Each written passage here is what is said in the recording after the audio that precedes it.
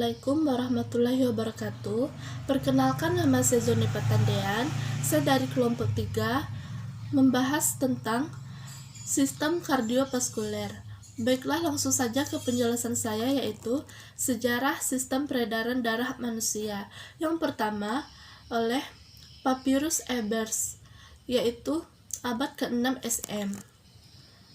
Yang kedua, Susura dalam Ayurveda, zaman India kuno, abad ke-6 SM. Katup jantung ditemukan oleh seorang dokter dari sekolah Hippocrates sekitar abad ke-6 SM, namun fungsinya belum benar-benar dipahami. Herophilus, seorang dokter asal Yunani yang telah membedakan arteri dan vena. Erasistratus, seorang ahli anatomi yang mengamati bahwa arteri yang dipotong saat hidup akan mengeluarkan darah.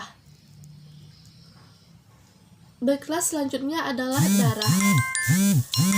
Pengertian darah. Darah adalah cairan yang terdapat pada semua mH tingkat tinggi, kecuali tumbuhan. Bahan intraseluler. Cairan yang disebut plasma dan di dalamnya terdapat unsur-unsur padat, yaitu sel darah.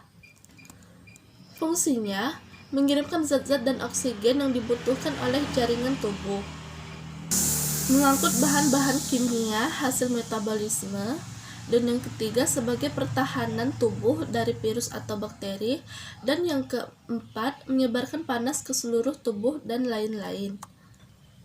Selanjutnya adalah bagian-bagian darah. Bagian-bagian darah terdapat 3 macam, yaitu yang pertama, sel darah ada 3 macam. Yang pertama, eritrosit atau sel darah merah, leukosit sel darah putih, dan trombosit sel pembeku darah. Selanjutnya adalah plasma darah dapat berupa albumin, globulin, dan fibrinogen. Zat dalam plasma darah: fibrinogen, garam-garam mineral, protein darah, zat makanan, antibodi atau antioksin. Yang selanjutnya adalah sistem peredaran darah. Sistem kardiovaskular dari bahasa Latin yang berarti jantung, dan pembuluh terdiri dari darah, jantung, dan pembuluh darah. Fungsinya untuk mendistribusikan darah dan sistem limfatik yang mengedarkan getah bening, dan yang selanjutnya untuk mengedarkan zat makanan ke seluruh tubuh. Zat makanan berguna untuk pertumbuhan, mengganti sel-sel yang rusak, dan untuk beraktivitas. Baiklah, itu saja penjelasan dari saya. Wassalamualaikum warahmatullahi wabarakatuh.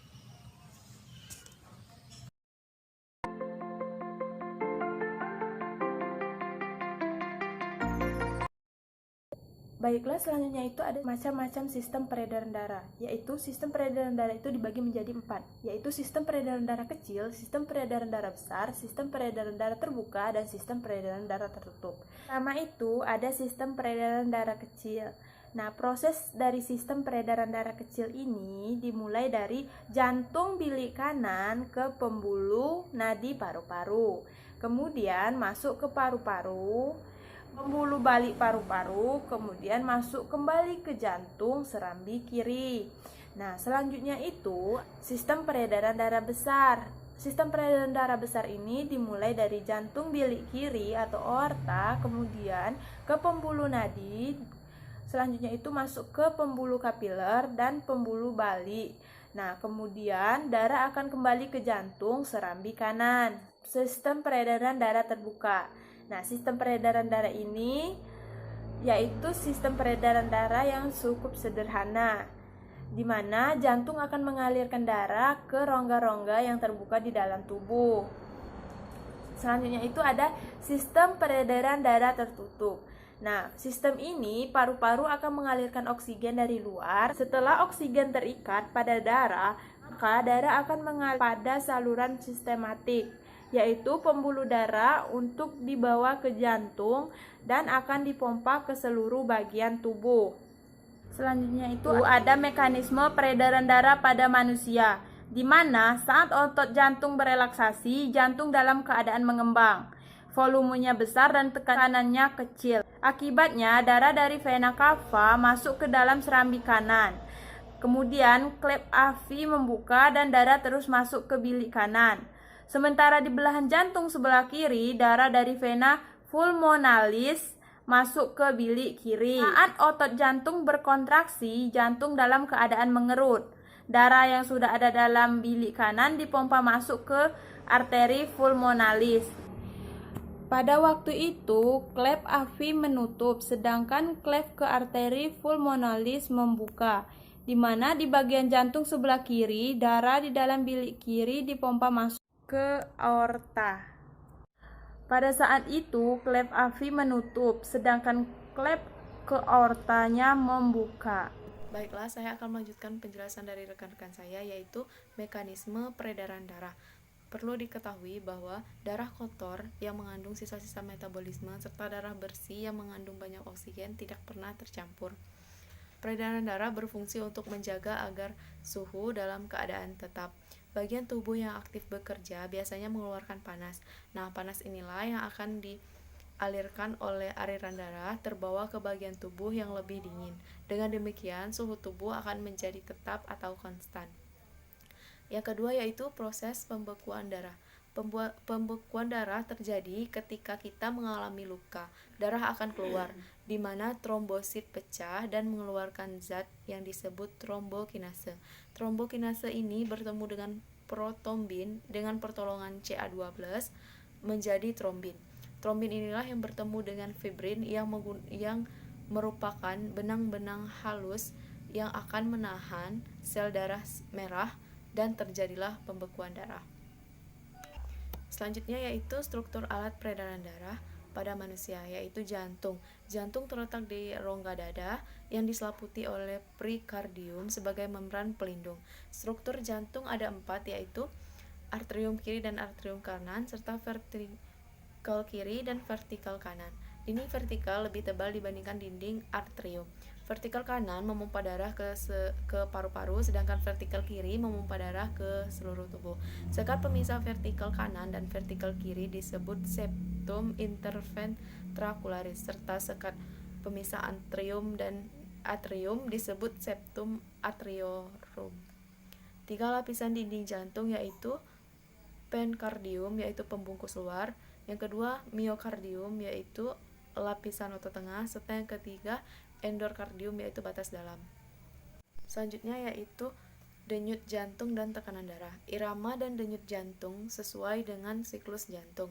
Pada orang yang beristirahat, jantung berdetak sekitar 70 kali per menit yang memompa 70 ml setiap denyut, yang artinya jantung memompa 55 liter per menit.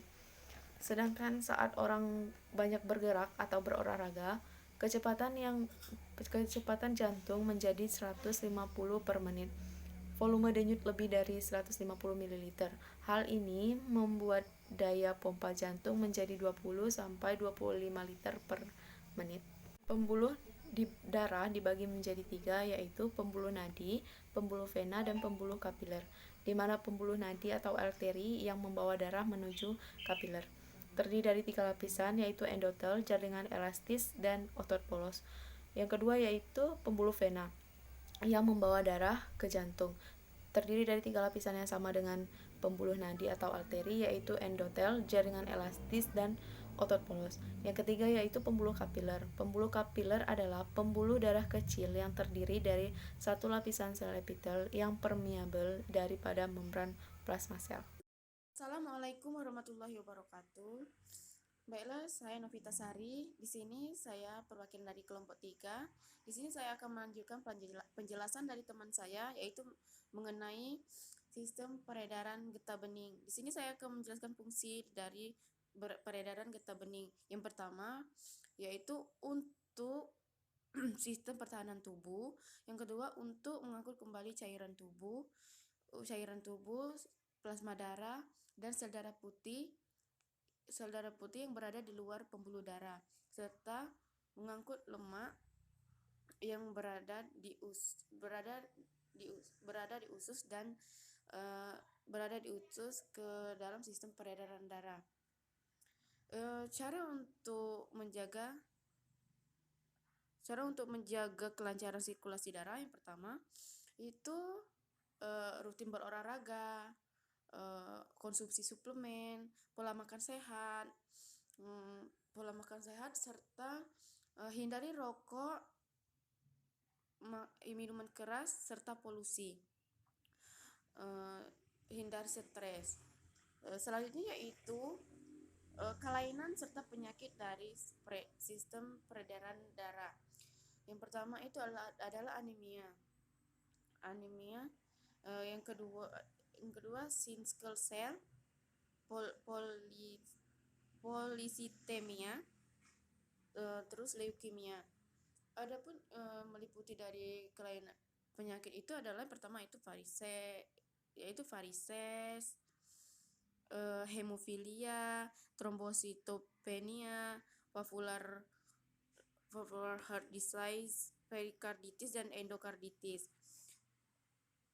Mungkin itu saja yang bisa saya jelaskan. Wassalamualaikum warahmatullahi wabarakatuh.